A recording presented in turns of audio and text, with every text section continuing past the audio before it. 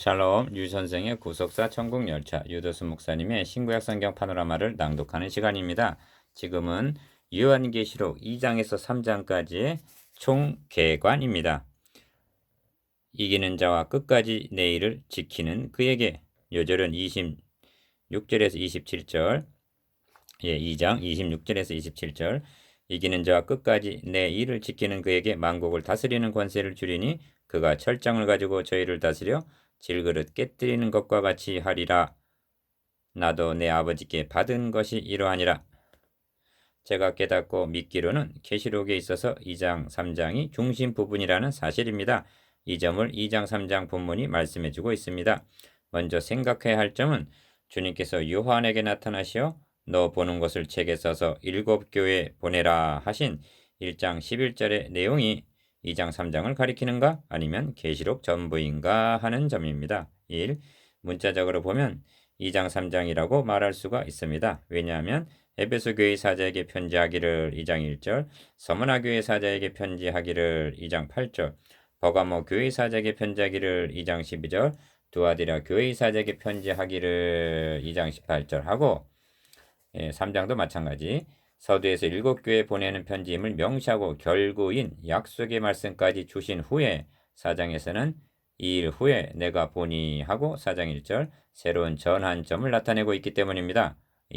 그러나 넓은 문맥을 통해서 보면 계시록 전체라고 말할 수가 있습니다. 왜냐하면 22장 16절에서 나 예수는 교회들을 위하여 내 사자를 보내어 이것들을 너희에게 증거하게 하였노라고 말씀하고 있기 때문입니다. 그러하기 때문에 이기는 자에게 주시겠다는 2장 3장의 약속들이 21장에서 22장까지에서 성취되고 있는 것을 보게 되는 것입니다.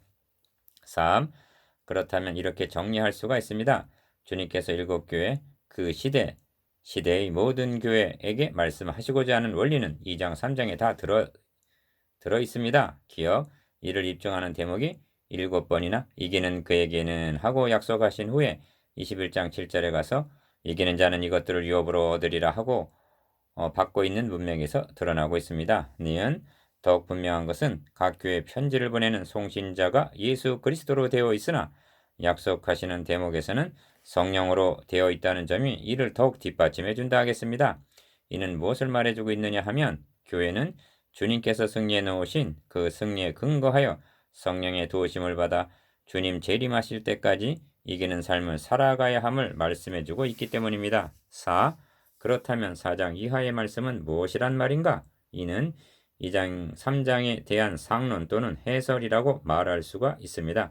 이 점을 각 교회에 보낸 편지를 상고하는 중에 살펴보게 될 것입니다. 7편지를 해석하는 원리들. 1. 아시아에 있는 7교회 외에 더 많은 교회들이 있었습니다. 그럼에도 불구하고 7교회만을 말씀하고 또한 7교회를 선정하신 기준이 무엇인가 하는 점입니다. 기억, 7이란 완전을 상징하는 숫자이기 때문에 이 7교회 속에는 주님께서 재림하실 때까지 지상에 존재하게 될 모든 교회들을 포괄하고 있다 하겠습니다. 주님은 7교회 사자만 붙잡고 계신 것도 아니요 7 금초대 사이에만 다니시는 분이 아니십니다.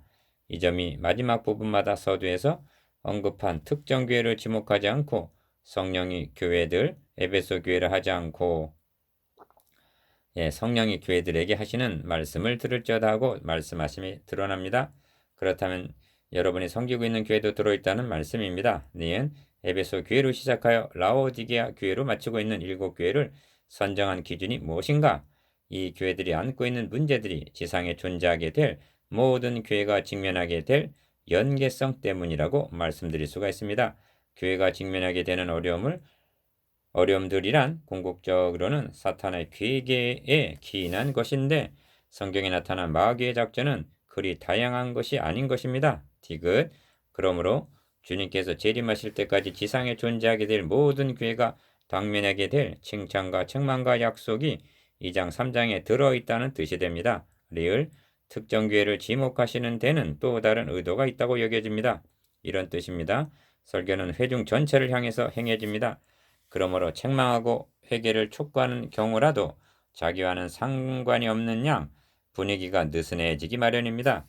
이때 설교자가 암흑에 집사하고 어떤 특정인을 지명했다 합시다. 온 성도가 바짝 긴장하게 될 것입니다. 그러므로 2장 3장의 말씀은 우리 교회 그리고 바로 내 이름을 지명하시면서 내게 하시는 말씀으로 받아야만 하는 것입니다. 이기는 자에게는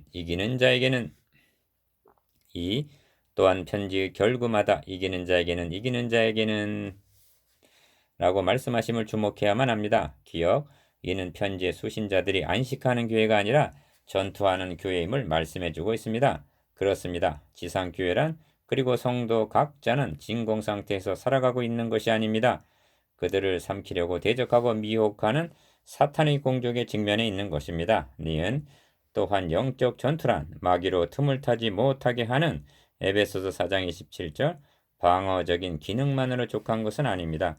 우리의 싸우는 병기는 육체에 속한 것이 아니요 오직 하나님 앞에서 경관진을 파하는 강력이라 하신 고린도 후서 10장 4절 공격적인 면이 있는 것입니다.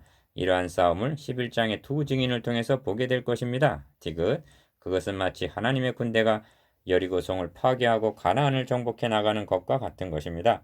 계시록에서는 무너졌도다 큰 성 바벨론이여 하고 18장 2절 공격모포가 바벨론으로 상징이 되어 있습니다.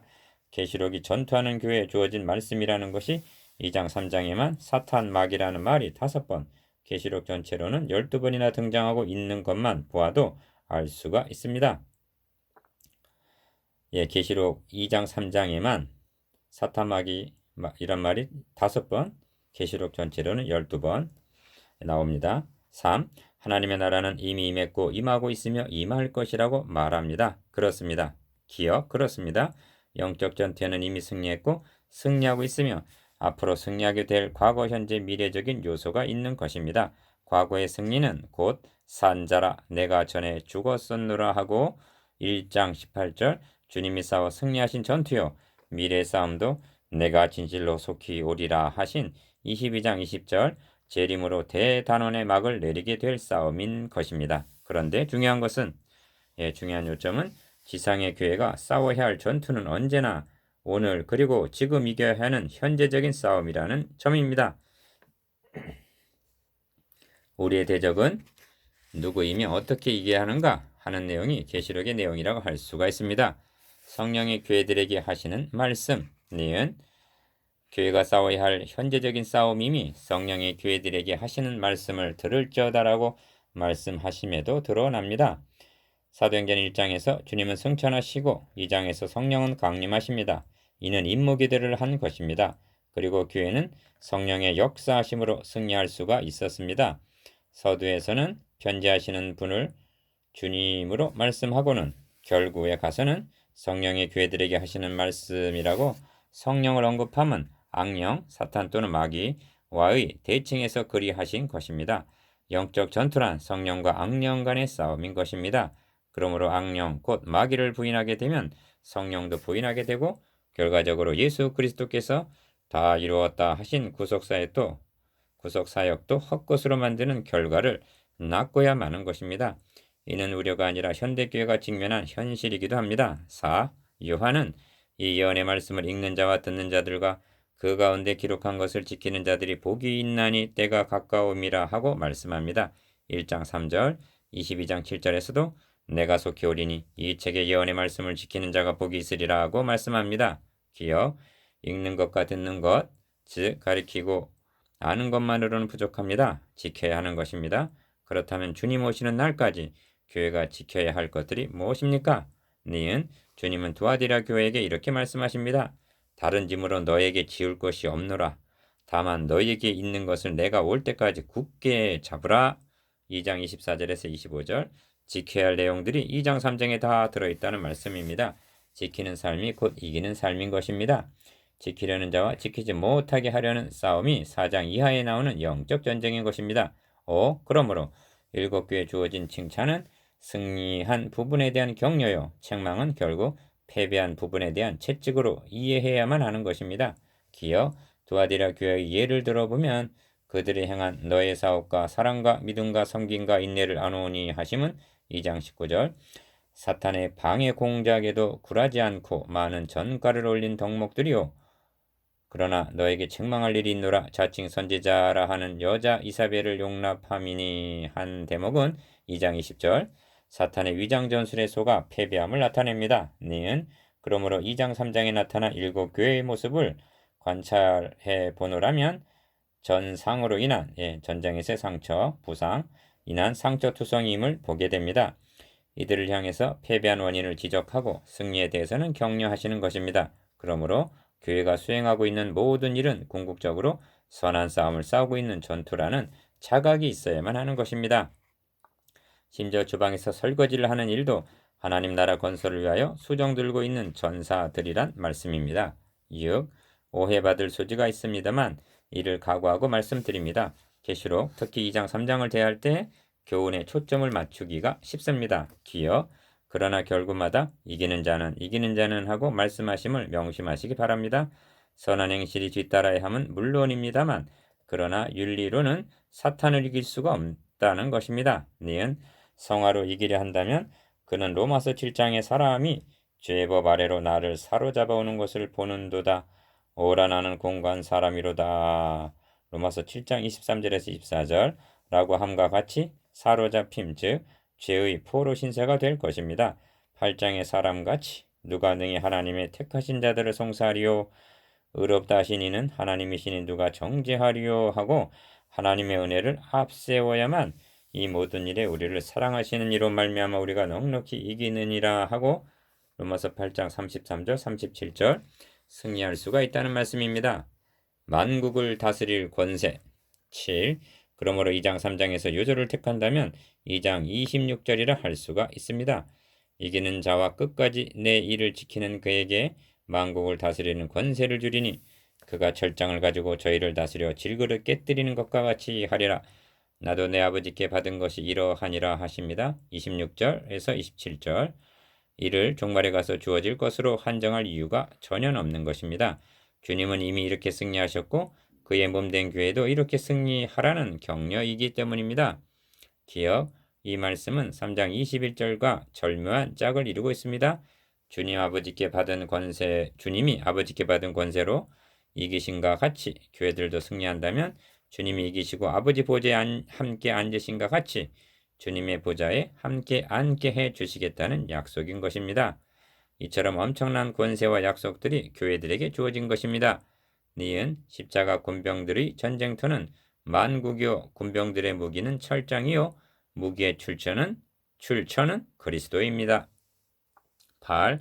이런 관점에서 2장 3장을 상고한다면 우리를 위하여 죽으시고 부활하시고 승천하시면서 오직 성령이 너에게 임하시면 너희가 권능을 받고 예루살렘과 온 유대와 사마리아와 땅끝까지 이르러 내 증인이 되리라 명하신 사도행전 1장 8절에 주님께서 그 사명을 감당할 교회들에게 계시록을 통해서 하시고자 하는 바가 무엇인가를 깨닫는 데는 어려움이 없는 것입니다. 그러므로 2장 3장만 바로 인식한다면 계시록의 핵심은 깨달은 것이라 말해도 과언이 아닌 것입니다.